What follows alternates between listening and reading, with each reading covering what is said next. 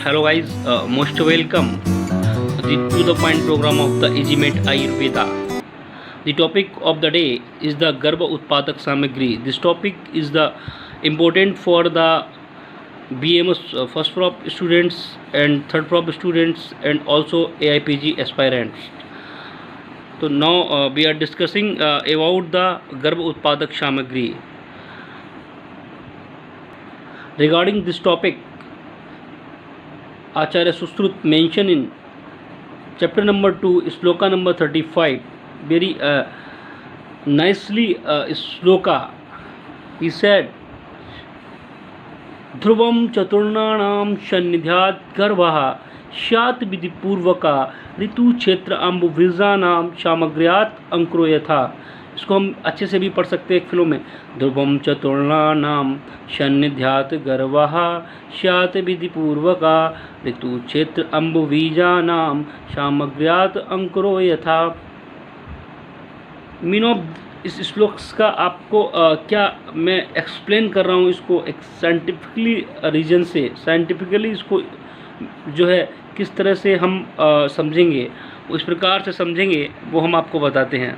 आचार्य सुश्रुत ने बहुत ही अच्छे प्रकार से इस श्लोका को मेंशन किया है. तो उन्होंने जो बोला है ध्रुवम चतुर्णानाम सन्निध्यात गर्भा शाद विधि पूर्व का, तो यानी कि उन्होंने बोला है कि जो हमें गर्भ की उत्पत्ति के लिए इन 4 फैक्टर्स की आवश्यकता होती है, इन 4 एसेंशियल तत्वों की आवश्यकता होती है. यानी कि we have need of 4 essential factor for the origin of the garbha. तो these 4 factor like example, like उन्होंने बोला है कि क्या बोला है, उन्होंने जैसे बोला कि जैसे कि मुझे ऋतु क्षेत्र अम्बुभिजा नाम और सामग्र्यात अंकुरो यथा करके बोला है.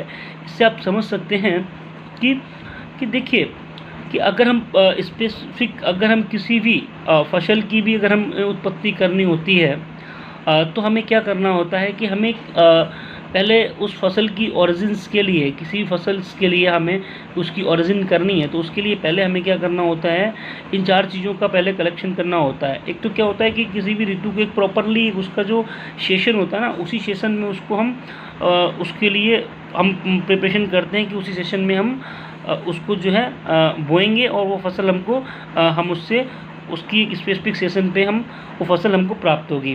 तो इसलिए हमें पहले एक स्पेसिफिक सेशन की आवश्यकता होती है. नेक्स्ट वन हमें एक क्षेत्र.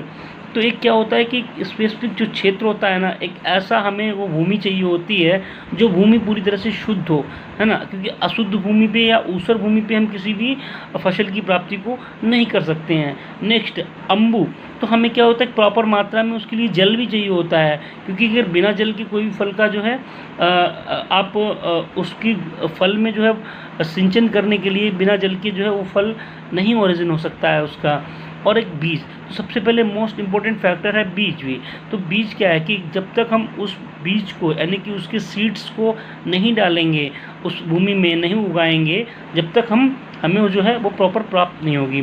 तो अभी हमको यहाँ पे क्या समझना है कि जो हमने ऋतु की बात की थी, तो ऋतु का मतलब होता है कि हमें भी गर्भ की उत्पत्ति के लिए भी we have need a specific type of the ritukala. ठीक है ना. तो यहाँ पे मेंशन हमें समझना है यहाँ पे ऋतुकाल से, क्योंकि ऋतुकाल का बहुत ज़्यादा इम्पोर्टेंट है. नेक्स्ट वन इज़ दी अगर क्षेत्र, यानी कि जो भूमि यानी कि क्षेत्र के लिए यहाँ पे हमें गर्भाशय से समझना है, क्योंकि जो गर्भाशय है ना वो एकदम शुद्ध होना चाहिए, कोई भी दूष वहाँ पे नहीं होना चाहिए और वहाँ पे शुद्धि होनी चाहिए. तो क्या है कि गर्भाशय भी शुद्ध होना चाहिए, क्योंकि शुद्ध गर्भाशय होगा जब भी हमारा यूट्रस जो है वो अगर क्लीन होगा, वहाँ पे कोई विकृति डिफॉर्मिटी नहीं होगी, तभी तो हम एक अच्छी संतान की प्राप्ति कर पाएंगे. नेक्स्ट अम्बु का मतलब जो हमें आहार रस. देखिए क्या है कि हमने जब भी पुष्टि के लिए क्या होता है कि अगर किसी भी चीज़ की पुष्टि के लिए उसको प्रॉपरली रस चाहिए होता है, तो हमें आहार रस जो है वो एकदम शुद्ध आहार रस की भी आवश्यकता होती है. नेक्स्ट बीज.